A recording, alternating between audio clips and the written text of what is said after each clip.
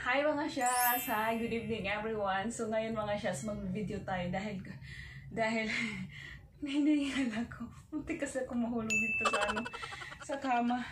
So tonight, gabi na pala mga Shaz, mag-video tayo dahil nga malapit na akong mangitlog mga Shaz. I'm currently 35 weeks and 5 days. So malapit na tayo mag-full term.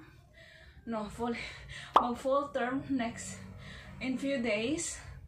So kabuuan na natin mga Shaz. So anytime next month pwede na tayo mangitlog. So ngayon dahil nga malapit na tayo mga anak, so papakita ko sa inyo yung aking dadalhin sa kanyang baby essential na mga gamit. And meron ako ditong maliit na suitcase. Dito ko siya ilalagay. Actually na-unpack ko na siya mga Shaz. Ito yung aking paglalagay ng mga gamit niya.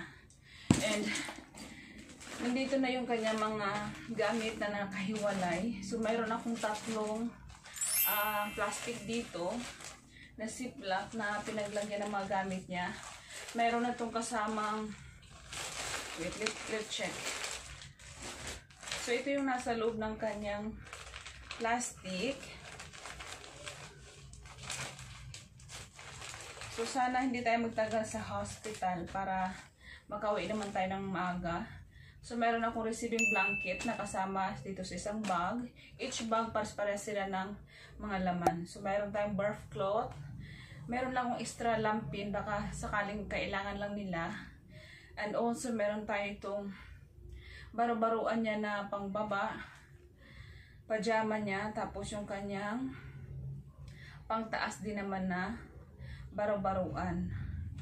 Then meron tayong bonnet niya, mittens, and yung kanyang socks. Wait lang, ba't pa ang daming socks nito? Mittens. O, bakit may na-extra pa dito? Ayan. Mittens at saka socks niya. And also, pampers. Yung pampers na ginamit ko is yung, hindi pala, yung diaper na gamit ko is pampers pala na siya na brand. So, yan yung laman sa aking isang box. Isang plastic. So lahat ng plastic na mayroon ako na 3 piraso, mayroon siyang ganitong mga laman. So lahat na yan na kailangan ni baby nandito na siya kasi nga ginawa ko siya ng ganito para mas madali para kay Juwa na ibigay na lang sa nurse kung sakaling maglilibor na ako, mga anak na ako. So magbibigay lang siya ng isa. Hindi ko pa siya nalagyan ng day 1, day 2 or hindi ko na yata kailangan kasi alam naman medyo sinabihan ko na siya na briefing ko na siya na lahat yan pares lang yung nasa loob tapos bigay mo na lang sa nurse kung sakali nilang hingiin nila. So meron na yan siya. So hanggang day 3 yung kanyang pa-outfit dito na sinama ko. Sabi ko yun yung kailangan niyang ibigay. Then meron tayo itong bag na napaka-cute na galing sa aking TikTok shop na bag. Ano ba kasi tawag nito? Cuddle bag, if I'm not mistaken. Basta leave ko na lang yung pangalan niya dyan mga Shaz, makalimutin na rin ako. So meron tayong changing pad na kasama dito sa aking maliit na bag. As you can see. Wait. Ilagay natin siya sa taas para makita nyo kung ano yung pinaglalagay ko dito. Okay. Para ma-elevate na ba siya mga Shaz. Kasi gusto ko yung bag na ito. Di ba nakakatuwa? Nandito na siya lahat para kung sakasakali din manghingi yung nurse doon sa, kasi syempre si Jowa lang yung aking maging kasama sa hospital. And yun naman na first timer siya na daddy and hindi niya alam yung mga ganito. So pwede niya to ibigay ng whole thing doon sa nursery room. Lagyan ko lang siya dito ng pangalan ng aking anak para alam ng nurse na sa kanya lang talaga to mamaya. For everyone yung gagamitin. So anyway, dito sa bag na to meron tayong cotton balls. Actually kailangan daw ng cotton, ano ba yung isang cotton? Cotton rolls. Ito cotton balls to na malalaki. So isa lang yung dinala ko dito. Nilagay ko dyan. Tapos meron akong extra nappy dito. And I think ilalagay ko yung kanyang yung going home outfit ng aking baby kasi nag-iisip ako. Kasi meron naman siya doon. Isa kasakali lang. So, dito ko siya ilalagay din. And meron tayong baby wipes na kasama. Sa mga nakita ko ng mga mommies, ang dami nila mga hoard ng mga baby wipes, lahat ng mga gamit ni baby. Pero sa akin, parang gusto ko lang na, ano lang siya, yung kung ano lang kailangan niya, kasi po pwede naman tayo bumili ng mga gamit niya na kulang, kaysa mag-hoard ka ng madami, tapos hindi siya hiyang. So, masasayang lang yung gamit ni baby. So, kaya, meron ako nito, ano ba yung isang brand? Yobo na nandoon din. Hindi ko na, ito lang yung dinala ko kasi wala lang. Tapos ito sa loob, meron din tayong alcohol na 70%. Meron ako ditong cotton buds na galing sa Tiny Buds. Lagi itong nire-recommend nila kasi nga yung ano na to, yung parang wad niya. Wad bang tawag nun? Basta yung kanyang ano, maliliit lang talaga siya. It's ano talaga for baby newborn. So maganda siya. Tapos meron ako nitong mga ito, galing dito sa Tiny Buds, Calm Tummies. Instead gagamit ka ng mansanilya, ito na daw yung kapalit ngayon. So nag-level up na yung mga tao ngayon. Hindi na mansanilya, ito na siya.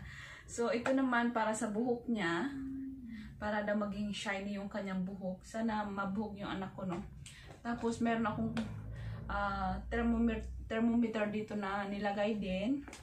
Tapos ito naman sa mga anti-rash ni baby, kung sakasakali nga yung pampers niya, hindi siya mahiyang. Kaya yung pampers na binili ko, dalawang brand lang din siya. Isang pampers, diaper pala. Dalawang diaper lang yung binili ko sa kanya na brand. Isang pampers at saka isang makuku. So, titry ko lang muna sila. Hindi ako nag-hoard ng madami nga kasi nga, depende rin yan sa anak mo kung saan sila maging hiyang. So, kaya mayroon ako nitong anti-rash for diaper niya sa kanyang puwetan. Sa kanyang puwet. Para hindi siya magkaroon ng rashes. Tapos, ito naman, meron tayong afterbite, yung mga kagat-kagat, mga langgam, lamok. So, meron tayong cream dyan para sa kanya. And this one naman, after shots, is same thing, galing sa Tiny Buds.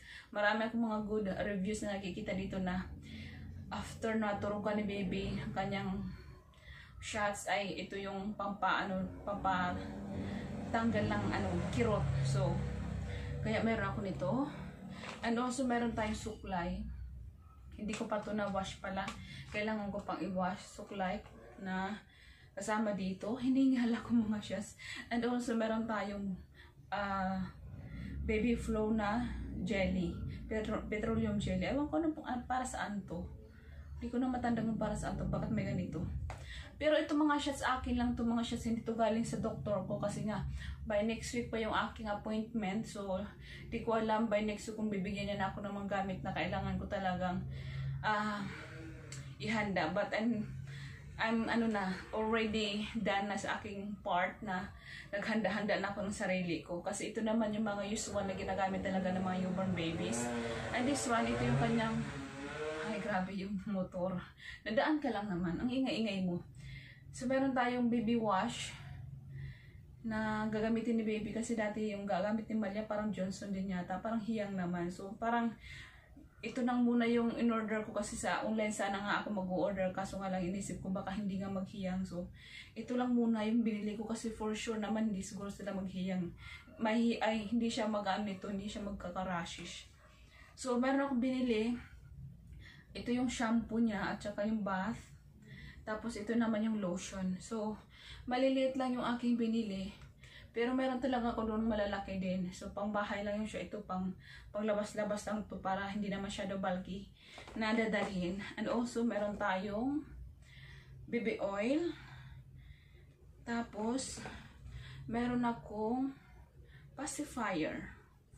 And also ito pa yung lagayan niya. Yun lang mga shots. So yun lang yung aking mga dadalhin muna. Ang laman pala dito sa aking bag.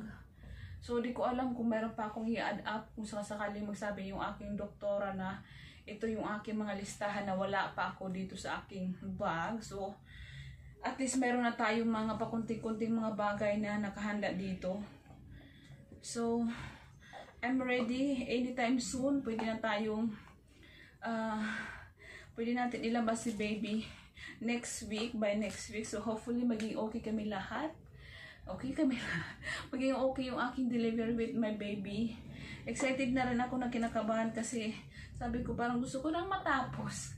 Kasi lagi na lang ako bugnutin mga shots na nagbuntis ako. Natapos na lang yung aking 9 months. Naging ano talaga, hindi ako masyadong hindi ako laging lively na buntis ba, hindi tulad ng buntis na laging masayahin na ganyan. Ako more on ano siya, parang laging pagod. Di ko alam dahil ba yan sa mood ko or sa edad o ano ba, di ko rin maintindihan mga siya. So parang sabi ko tama na. Tapusin na natin to. So next month, it will be our due date. Sana maging okay nga ang lahat. Sana wini-wish ko na maging normal delivery yung aking mangyayari. Kasi sabi ko nga sa doktora, may chance naman daw. Malaking chance pa na magiging normal delivery ako kasi nga medyo bata pa man daw ako. Pero parang feeling ko ngayon katawan ko sa edad ko na to parang hindi na siya bata mga shots. Mas maganda pa lang bata pa lang mga anak. So anyway, ito lang yung aking mga shots, mga essential ni baby na dadalhin ko sa aking hospital. And yung sa akin naman is nakahanda na rin mga shots. So by next video, that will be the next video na gagawin natin, yung aking mother essential naman na magiging topic natin dito. So sa mga may mga alam dyan na kailangan ko pang bilhin o kailangan ko pang dalhin, so let me know and comment down below sa ating comment section down below, sa comment section natin, para ano man ma-advise nyo sa akin kung ano ba dapat yung kailangan na dalhin pa kung mayroon pa man. So anyway, dito ko na lang i-end up yung ating video mga shots. Maraming salamat sa inyong lahat na sumusuporta at sumusubaybay sa aking YouTube channel. Maraming salamat po sa lahat. From the bottom of my heart, thank you very much everyone, and thank you mga shots, and God bless us all.